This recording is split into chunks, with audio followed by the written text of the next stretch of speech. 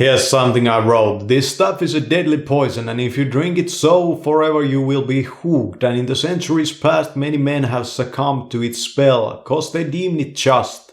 Well, much not dangerous. It's True Detective here, and today I'm going to tell you something about this book I'm writing. I have quite many pages over here. I wrote all of that yesterday. Here, I'm trying to figure out the outline for the story. The outline would go about as follows, that there's a desert, and on the desert there is riders with horses. They ride on horseback, and after them chases this big scorpion, just humongous scorpion. And the scorpion has a skill, or a spell, that he can use where he casts this electro bolt.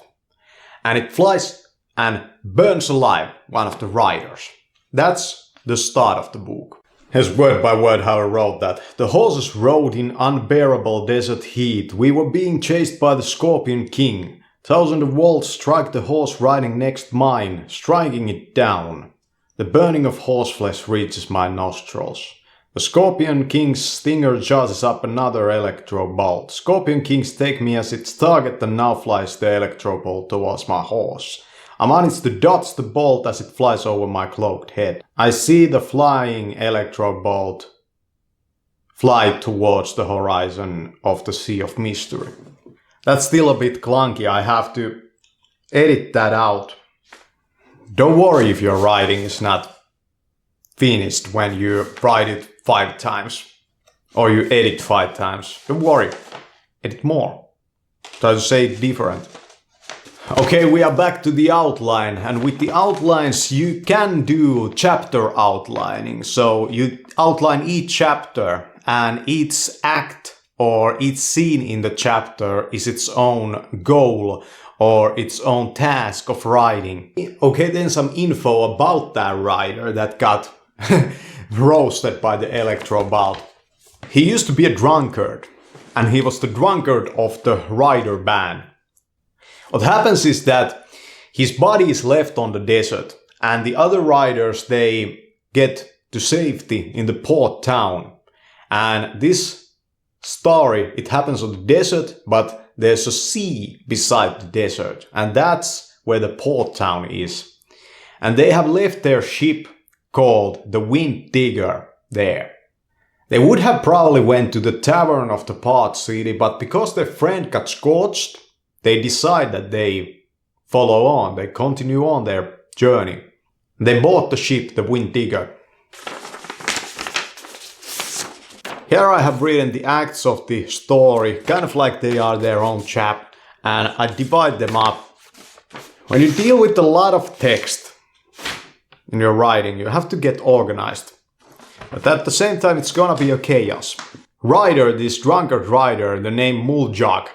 And next I'm gonna tell you also how to stay organized with all those names while writing some fantasy or science fiction or whatever. This drunkard's body is left on the desert and he's seemingly dead. But when the nighttime comes, there happens a resurrection. He's awakened and he follows after the band of riders to the port city, the desert alone. But when he goes to the tavern, because he's a drunkard, and tries to order some bitter drink, it just flows out of his ribs on the floor of the tavern. Here's some handwritten notes about the story that I took. Scorpion King. It's a character, or the drunkard rider. And I will look at what I wrote, and I will try to write that better. Okay, here's how to stay organized with those characters and those places and vehicles in the story. Make a list and just shorten them out by one letter. For example, C is a character, and we have over here Scorpion King. The Scorpion King doesn't have an extra name on top of it, but the drunkard rider is named Muljag. So we remember that through this list. Then we have spells like the Electro Bolt, Gravity Shield, Vision of Conquest. And we can write on that list what character this spell belongs to, what it does.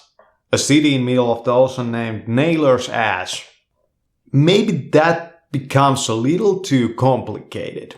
Maybe we should keep the story in the desert and in the port city. And name the port city where those riders fled the Nailer's Ash. And keep the ship named Winddigger just as a possibility in the story. They might go to the seas. With this outline, I'm right now thinking that we started from the desert when they ride and they flee from the Scorpion King.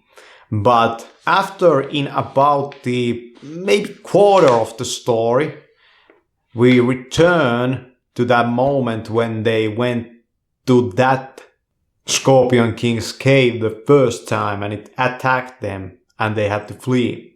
So the Scorpion King is the main boss of this story.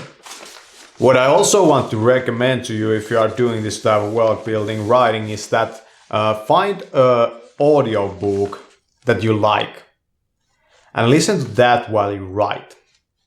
And try to understand how that book was written by writing your own book. Let it influence your writing, but don't copy. Something about that description in the story. The description should be part of the action. It should be part of what happens in the story. To achieve to that point though, you might have to do description in another way. Here about that Electro Bolt, kind of like it was printed on a Pokemon card. The Electro Bolt seemingly kills its victim, but resurrected he becomes and loses many of his previous desires and vices. He becomes more like the Scorpion King. He starts to chase the band of riders. He becomes possessed by the Scorpion King's power. And this is also how Scorpion King conquers land.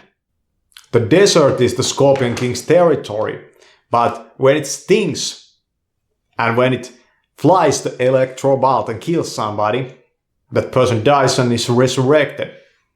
I didn't write this yesterday, but I think that you could make kind of a whole race out of those. Kind of like an explanation of why the undead are undead. The great thing about paper is that you can divide it up like so. You can leave out irrelevant stuff, and we should think about these slips of paper as notes for the story that we write. Here's something I wrote. This stuff is a deadly poison, and if you drink it so, forever you will be hooked. And in the centuries past, many men have succumbed to its spell, cause they deemed it just. Well, much not dangerous. That could be a piece of dialogue that some other character tells to the drunkard rider. I have no clue how I'm gonna write this book though fully. Here's about how he got resurrected. Muljak bones lies there, while the dim stars shine down on the desert sands. There's a whirlpool of sand that spins around his body, then the pieces of flesh fuse into one and many caverns of his body are filled up again. That's pretty good. I've wrote it also like this. Muljak's body lies down on the desert seemingly dead. It's the dead of the night with dim stars shining down on the cold desert sand. He has some wisdom about writing those novels. When writing novels, it's very important that you have nothing else to do for long times. It's important that you do not get distracted.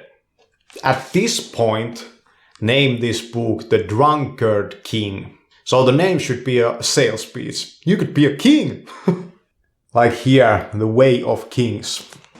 You could be a king. Thanks for watching.